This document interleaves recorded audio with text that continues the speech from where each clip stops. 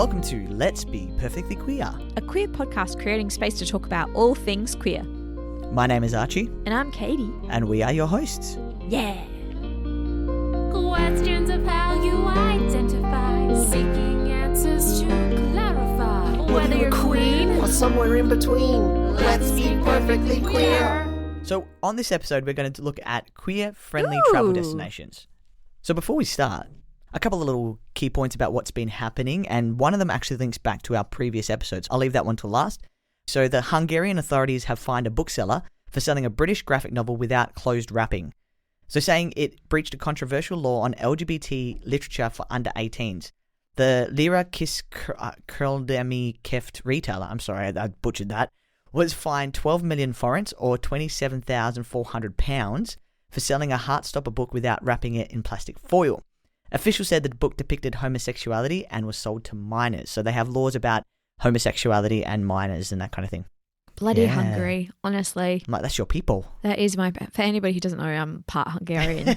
So it's quite frustrating to see that. I'm not surprised. And Heartstopper is written for minors. Like the whole show is based in that audience. So, but in essence, what they're saying is that it's wrong and it's illegal. And that it's an 18 plus material. Yeah. Which it's not. It's just showing a same-sex couple. It's not about sex. No, it's a same-sex couple relationship. I think people get confused when we're talking about same-sex and it's actually not sex. Not sex. It's just maybe it needs to be same gender couple or something. Yeah. Maybe they need to look at redoing that term. Yeah. Yeah, I'm not sure if you have heard as well, but President Vladimir Putin signed a law that criminalized all surgery and hormone treatments used for gender transitions. It bans medical workers from performing medical interventions designed to change the sex of a person, including prescribing hormone therapy to patients. It also restricts the amending of documents to reflect a gender change. This law is on top of a measure that happened in December last year, which prohibited the representation of LGBTQ relationships in any media, streaming services, social platform, books, music, posters, billboards, and film. He is so shit. Right. There are so many avenues that he's shit, and now it's just an extra shit on shit. Yeah, so people say it's to kind of detract from what's happened in Ukraine and the failed efforts there. I was looking on abc.net.au for some LGBT news topics. This came under LGBT, and it frustrated me, and I wanted to see if you have the same thing. So, STI test vending machines are installed in Echuca, Shepparton, I'm not sure, that's in Melbourne or Victoria, as infection rates rise. I thought this was a weird one. Yes. So this was on the ABC website under LGBT news, and I'm here like, what? Why are you focusing on LGBT? So Professor Jane Tomney, director of the university's Centre for Excellence in Rural Sexual Health, said the pilot program is focused on young people, the LGBTQIA plus community, and Indigenous Australians.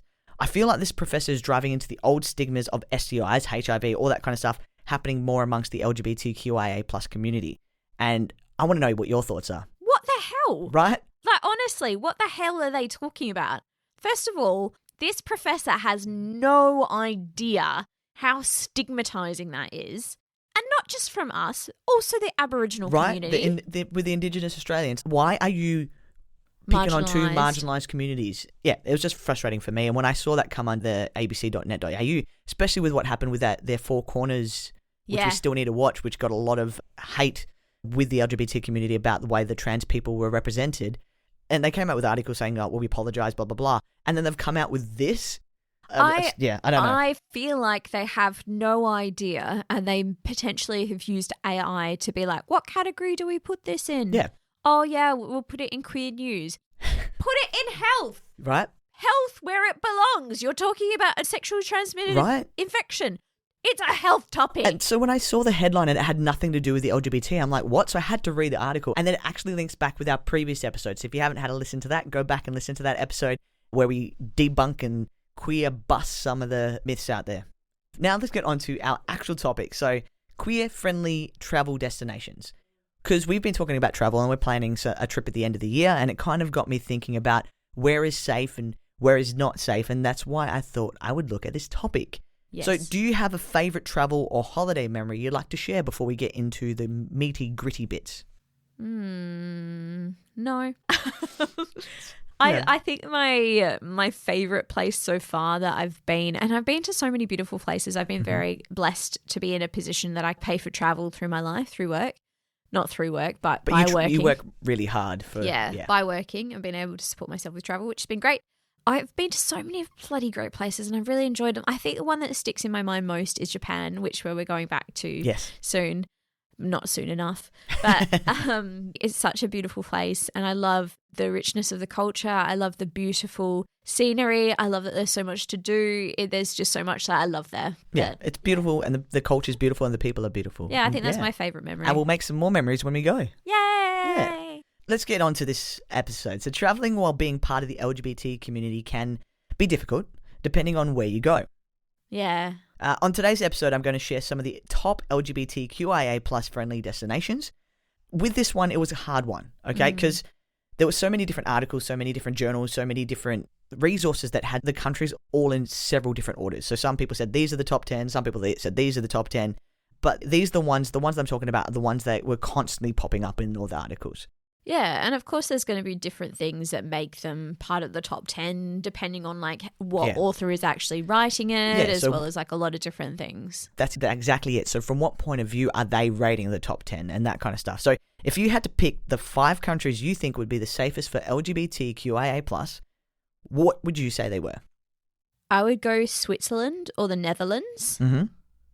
Germany. It's hard because there's so many different things that I've got to think about because there's places that I enjoy going, but then you have to flip it on the flip side and think be about like everything, like the laws and everything that's involved in all that stuff. Yeah, legislation as well as like recent changes. So there's like a lot of different things. I'd probably say Greenland, Iceland. But you got a couple. Yeah. So the order varied depending on what website, but the 2 safest countries that were consistently in the top 4 were Malta and Canada. You know what? I was going to say Canada, but it's so hard with Canada because it's proximity so close to America, so you start to think about that. You're like, I would say, but it's so hard to... Malta, though. Yeah, I was surprised. According to Statista.com, so they're like a statistic website, they had the following order in the top 10. So at 10 was Iceland, 9 was Germany, 8 was New Zealand, 7 was Uruguay, 6 was Portugal, 5 was Denmark, 4 was Australia, 3 was Switzerland, 2 was Canada, and Malta was at number 1. Oh, I got a fair few. Yeah, you got a fair few. Well done. You know, I was going to say New Zealand as well. Yeah. Because of the cultural... Yeah, exactly. And how much they embrace it. I mean, I probably should have just thought back to the last episode and be like, what places have had it for a long time? But not necessarily because Thailand has had has a history of gender and then it goes back diversity and now it's like... No, that totally makes sense. Yeah. So then... This is the one I'm going to focus on. There was a 2022 study by journalists Lyric and Asher Ferguson, and it was also mentioned in Forbes, and this was their top 10. So at number 10, they had the United Kingdom, 9 was Belgium, 8 was Denmark, 7 was Spain, 6 was Portugal, go Portugal, it's in there twice, 5 was Norway, 4 was Malta, 3 was the Netherlands, which you also said before, 2 was Sweden, and 1 was Canada. Yeah. But I find it funny how sometimes you have random ones popped in there. Yeah. I think that like maybe a top 10 is a little bit difficult because there are a lot of countries that do a lot for the queer community. Belgium's nice But we weren't in the top 10 of that one. No, we weren't. Yeah. So the list is based on 10 factors related to the LGBTQIA plus safety, including things like protection against discrimination, criminalization of violence, illegal same-sex relationships, and other factors like that. This team who conducted the study also reviewed individual laws of each country, and they worked out like a LGBTQIA safety index, and then they placed all the countries in order based on that, and the order that they've come up with reflects the most current information in this ever-changing world. So this was 2022. With 2023, it's probably changed again, and the website's really cool. It's like all linked out, and there's like a lot of visual stuff so you can actually see and where they rank and where they may have lost points. Yeah. That's great for when you're traveling because now, again, we've got the greatest access to travel throughout time. And so it is something that you do have to consider, especially if you're in a queer relationship. I mean, be safe out there, guys. Yeah, 100%. It's one of those things that you don't want to be in another country and then be persecuted because, first of all, like you're not a citizen of that country and therefore it makes it more difficult when it comes to legal rights. Yeah.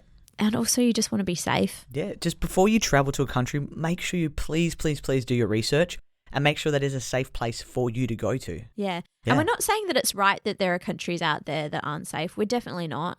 I mean, it's the basis of our podcast. We're promoting safety and we're trying Yeah. to get people more understanding out there. Yeah, we're trying to educate people. But it's the knowledge that there are a lot of places out there that aren't safe. Yeah. I'm so proud of Portugal. I would Right? never have guessed it. I would have never thought that. They are such a Catholic community and a Christian community. Yeah. And to be, I think they're literally ranked 6 in both of those different lists. I mean, And we they were need to constantly coming up. We need to visit it because, I am half Portuguese. My family from a tiny little island called Madeira, where Cristiano Ronaldo is from. But Hashtag related. right? Maybe, who knows? But yeah, so it's nice to see Portugal come up twice in there as well. Yeah, that's great. Yeah. Wouldn't have expected, but really liked I it. was surprised. I was really surprised when I saw that. I was like, oh, wow, that's incredible. Apart from that country, which other ones did you not expect to see in the top 10? United Kingdom, Yeah. just because of it's going quite backwards. So, but this was Yeah. done in 2022, so I'm not sure. The most recent Prime Minister. So I was really, really surprised about that. I was also surprised about Malta. I had no idea. Yeah, I don't know a lot about Malta. No, either do I. So maybe that might be a place that we need to visit. Yeah, I think so. Yeah. Where do you think Australia was in that list, number-wise? Could you guess a number? From 1 to 20. I would. Maybe 1 to 50. No, 1 to 20. Oh, God, you're No, I'm making me joking, think I'm that we're joking. really low. No, so 1 to 20. Where do we sit? I think we'd probably be 13. Mm-hmm. Yeah. I think we're not the best, but we're not the worst. But also, if you come to Perth, if you come to Australia and you're queer, I mean, you're not going to go to jail. You're not generally not going to be persecuted on anything. I mean, with all of our laws, Yeah. it's really safe. Yeah. There are a lot of places that are queer friendly, all that kind of stuff. We it's- had World Pride. yeah, exactly. So it's not like an unsafe place. I don't think we're the best in the world just because sometimes there are people in the community who are just generally shit. But but I reckon 13. There's and people above us, people below us. And for example, talking about people not really respecting the LGBT community, where I grew up in a small town, they're trying to do something for the queer community and it's got a lot of hate on Facebook. We're not the most open in all areas of Australia. So if you want to be safe in Australia, maybe stick to the cities. Yeah, definitely. I also think that's to do with marketing though. Yeah. Have fun anywhere. I think you'll be fine. Yeah. Australia fell at number 20. And the reason was because it's due to the criminalisation of violence laws and transgender rights vary by state. It's not Australia-wide. Yeah. So transgender people have better laws and protections and rights in certain states than others. Yeah. In WA, we are very behind with having to go to a whole board and all that kind of stuff. And so we've got a lot to go forward. And I think New Zealand just passed some really productive and forward laws to do with gender and changing a gender and stuff like that on paperwork and stuff. But yeah, so we received an A-, so it's not too bad. We could be a lot worse. So I thought that was A-. A-. We Thanks, went teacher. A+. Obviously Malta and no, but that's what the rating. It wasn't me. No. I just assumed you were here being like, No. yep, we got 20 out of 100, A-. No, the country. It was actually rated on the website. Oh, that's so like an funny. A to so all the top 10, 20, 30. I think they're A+, A-, Oh, B+, D, that kind of try stuff. again next Yeah. time. So the worst countries rated, I think, E and F. Oh, wow. Yeah. Did you want to know the worst countries? I feel like I already know the worst countries. If you had to guess. I don't want to. Okay, that's right. No, you don't have to. But no. So at 11 was Yemen, 10 was Libya. 9, Oh, we're talking about worst countries now, aren't we? yeah. Oh, yeah, good. These are the worst countries. And I might put up on Instagram all the reasons why these ones are. I Yeah. might do like a carousel and give you the reasons why. Yeah. So Libya, Sudan was 9. At 8 was Malaysia. 7 was UAE. 6 was Guyana, Guyana. So not Ghana, but Guyana. I've never heard of it. Malawi was 5. Kuwait was 4. Nigeria was 3. At second was Saudi Arabia. And the number 1 worst country to visit if you are LGBT is Brunei.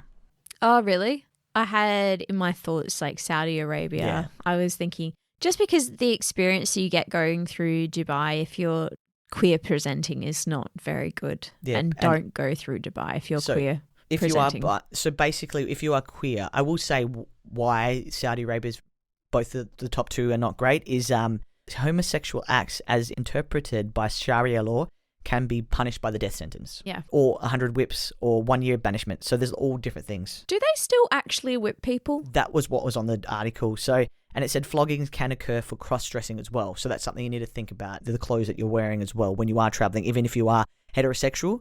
You need to think about the clothes you're wearing. And don't forget the places that you go through. Like it's you not need to just, think about that. Yeah, it's not just necessarily like your end destination. There are a lot of interconnecting places. Like for us, where we tend to go through is Dubai, as well as we go through Malaysia. Yeah, we go through KL. Yeah. The intersecting places where it's not like you change clothes after you get off the plane. So the last time I was in Malaysia and I was just going from Japan, I was treated really, really badly by the staff when I was just asking for information. And this was when I was still presenting as female. They sent me on a wild goose chase when the place that I needed to go was like 100 meters away. And they sent me a 30-minute train ride away. And then some lovely local actually spoke everything and told me where to go.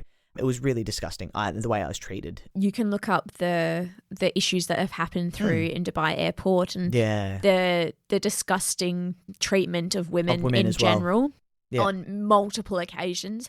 I've never felt so unsafe with how many times that I get picked out. And I'm not very interesting at all. I'm very lucky to be white. I'm very lucky to be just feminine presenting kind of person. But I literally was nearly strip searched because I had underwear in my bra. And I've never felt so much like I've never been strip searched in my life. Like I've never had to be I've never had to be pat down before. Yeah. And I understand I'm very lucky to be in a situation that I don't constantly get. I mean, I always get picked up for drugs because I accidentally smile at people, which as a standard is apparently bad. Yeah. But I've never felt so unsafe in that kind of concept. Every single flight that I took over, say, for example, a 5-year course, every single time I was randomly drug searched. Every time I had my tattoos out. Yeah. So I find that interesting when it's randomly drug searched. But every time I had all my tattoos out, I was randomly tested for drugs. So I remember one of the last times I went like this, put my arms out. Sorry if you're listening. So I put both my arms out, my legs out, and the lady was like, "You've done this before?" And I said, "Yes." Every single time I said, "Do you profile?" And she's like, No, we don't profile." I'm like, "Cool," because the 3 men behind me also all have very visible tattoos.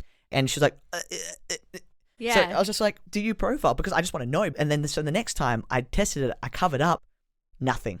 Do you know what? I find that so funny. I mean, if you don't have tattoos are actually really expensive. Right? If you get good tattoos. Like, we should be the demographic who don't get searched. We don't have money to be spending on drugs. We've got other things and you can't, and looking after a tattoo, oh my goodness. Yeah. It's a lot of responsibility. The old stigmas and the myth busting of of the gang association and the drug association, like in 2023, come on, we've moved well past that. Even I was watching some Japanese documentary, like clips from documentaries and stuff where they were saying that they really love seeing it on foreigners. They think it's beautiful. But it's just when they see it on Japanese people is when they freak out because of the gang association. But they actually love seeing beautiful like cherry blossoms and the kanji written on foreigners. They think it's gorgeous and they admire it and they think it's beautiful. But, it's just those kind of things that are still Do you know what? The crime junkie in me, as well as like just the crime person in me, always thinks that at least if my body gets cut up by a serial killer, then they can identify me. That's true. Yeah, that'll be most of the body that they can identify. I know, that's true. I'm not just going to be some unknown Jane Doe out there that they'll be like, oh, hopefully they'll see enough. Yeah. This is where my brain goes because... I've never thought about that. Oh, really? Yeah.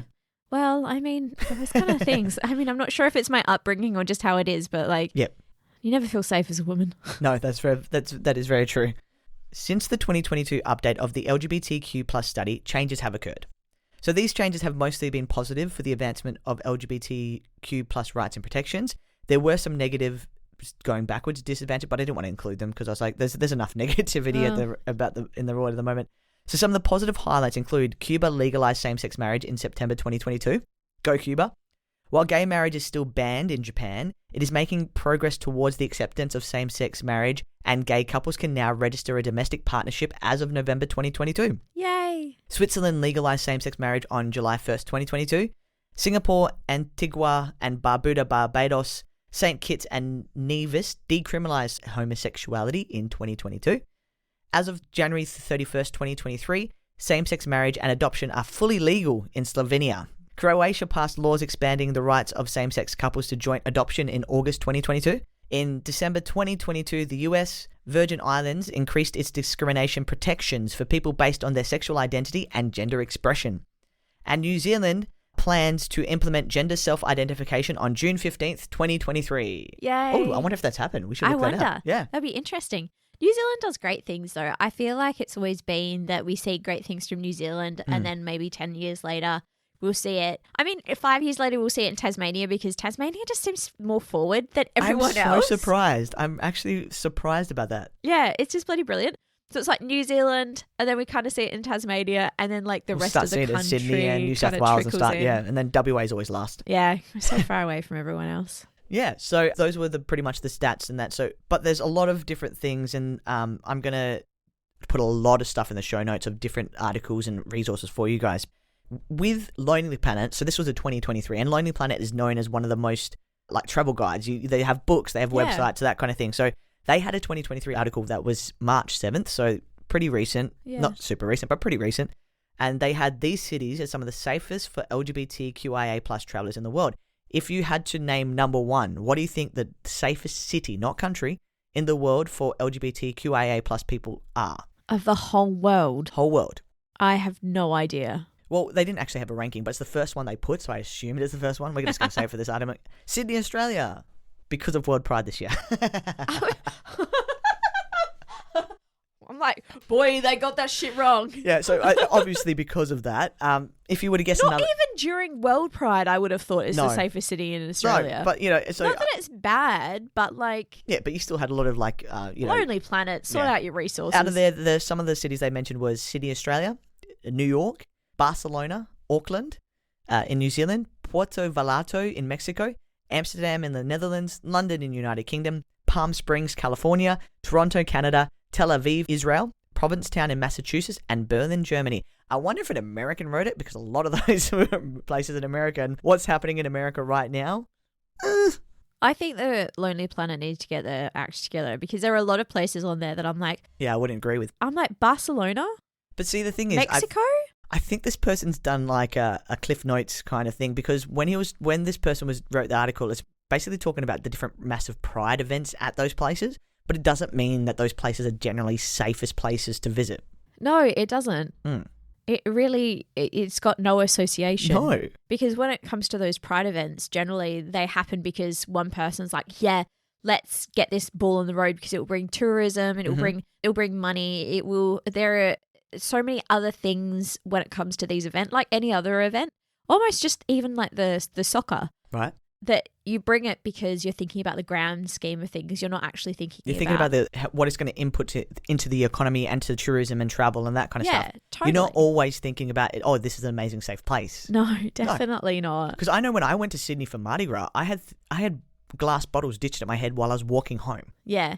Granted, hopefully that wasn't like it. And I hope not. I hope that Sydney World Pride was a beautiful experience for the people who went over, but that was my experience of the one Mardi Gras that I went to. Yeah. If I was to critique that, I would say I think that is not really relevant, and I don't think it's an in-depth. It'd be interesting to see what they based around apart from just major pride events throughout the world. In the articles, it only talked about the major pride events or the gay clubs that were there. It didn't actually look at anything like the laws or the discrimination or anything. So it's more like it's a superficial look at what seems to be safe, the safest cities. But it looks like, though, Toronto, because that was still in the list. So maybe if you want a safe LGBTQIA place to travel destination, go to Toronto in Canada. Yeah, or just basically go to Portugal. Yeah, or Portugal. Portugal's great too. It's been in or Malta. Who would have thought? Yeah, or Malta. Absolutely. So no matter what, make sure you do your research before visiting any country to find out the laws and also the clothing expectations and the cultural expectations of you so that you're always going to be safe. And it's not just for the queer community. It's not just for the LGBTQIA plus community. It's for anybody. Like I remember Bali not too long ago was saying about how they don't condone people having relationships or having sex out of wedlock and that kind of stuff, and that was getting honed down on. So it's not just the queer community that need to be aware when they're traveling. Everyone does. Specifically, if you're a woman, you've got to be really careful when you're traveling as well. And what you're wearing and the clothes and stuff. Yeah, totally. So do your research before going places. Yeah, that's all you have to do. Yeah, educate yourself before you travel anywhere. Know the laws, know what you need and how you're going to keep yourself safe. And always take a photocopy of your passport. Yes. What I do is I send those kind of stuff to a family member. Yeah. I always send one to myself and have it in my email as well. In the show notes, I'm going to link you to a website with some very useful information if you are LGBTQIA+, or even just if you want to know a bit more about the places. and it talks about the LGBTQ plus rights and travel safety. So on this website, there's things like LGBTQ plus safety guide, trans safety guide, marriage equality safety guide. There's a HIV travel guide, which actually links back to our last episode, so I thought that was interesting.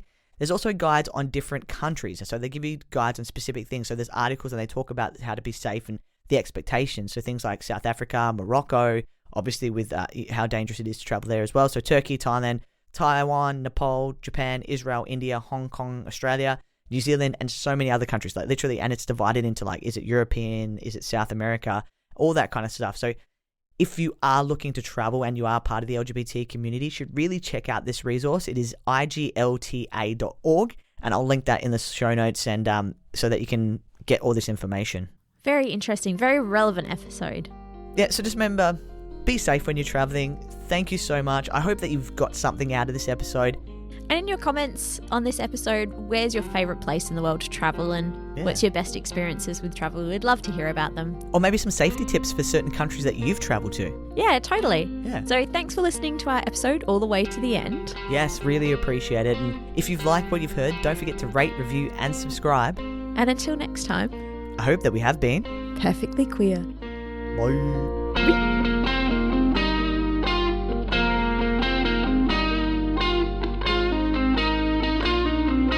Let's be perfectly queer.